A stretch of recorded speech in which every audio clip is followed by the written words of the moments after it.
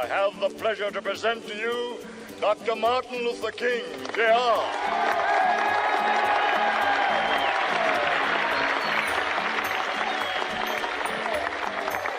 I am happy to join with you today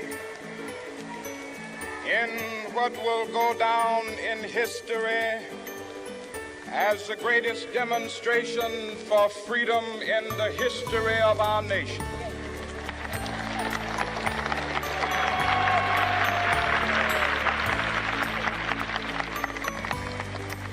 Five score years ago,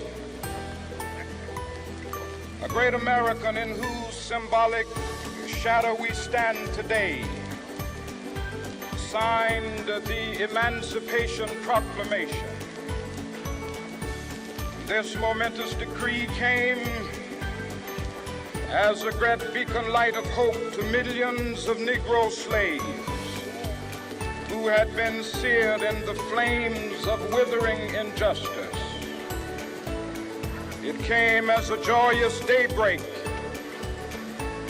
to end the long night of their captivity. But 100 years later, the Negro still is not free. 100 years later, the life of the Negro is still sadly crippled by the manacles of segregation and the chains of discrimination. 100 years later, the Negro lives on a lonely island of poverty in the midst of a vast ocean of material prosperity. 100 years later, the Negro is still languished in the corners of American society and finds himself in exile in his own land. So we've come here today to dramatize a shameful condition.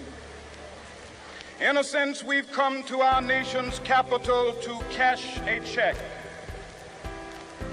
When the architects of our republic wrote the magnificent words of the Constitution and the Declaration of Independence, they were signing a promissory note to which every American was to fall heir. This note was a promise that all men, yes, black men as well as white men, would be guaranteed the unalienable rights of life, liberty, and the pursuit of happiness. It is obvious today that America has defaulted on this promissory note insofar as her citizens of color are concerned. Instead of honoring this sacred obligation, America has given the Negro people a bad check, a check which has come back marked insufficient funds.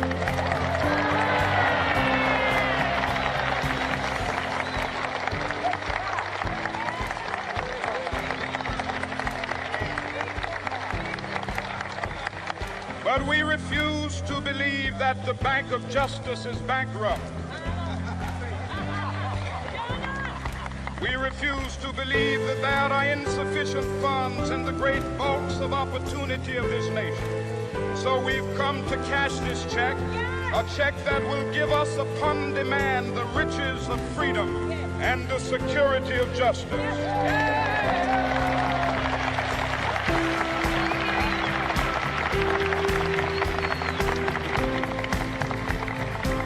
We have also come to this hallowed spot to remind America of the fierce urgency of now. This is no time to engage in the luxury of cooling off or to take the tranquilizing drug of gradualism.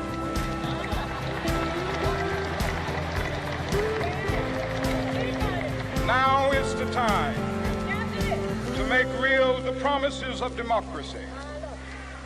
Now is the time to rise from the dark and desolate valley of segregation to the sunlit path of racial justice. Now is the time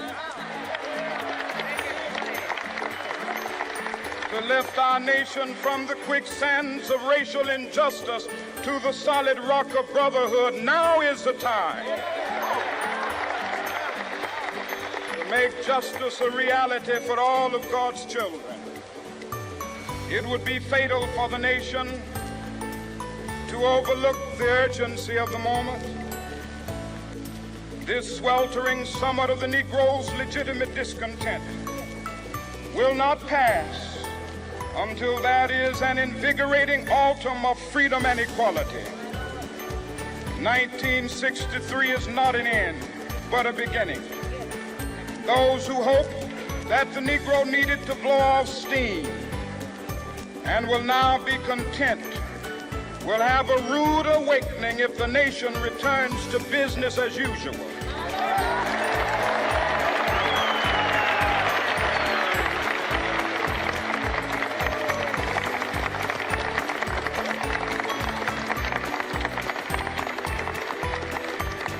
There will be neither rest nor tranquility in America until the Negro is granted his citizenship rights. The whirlwinds of revolt will continue to shake the foundations of our nation until the bright day of justice emerges. But that is something that I must say to my people who stand on the warm threshold which leads into the palace of justice. In the process of gaining our rightful place, we must not be guilty of wrongful deeds. Let us not seek to satisfy our thirst for freedom by drinking from the cup of bitterness and hatred.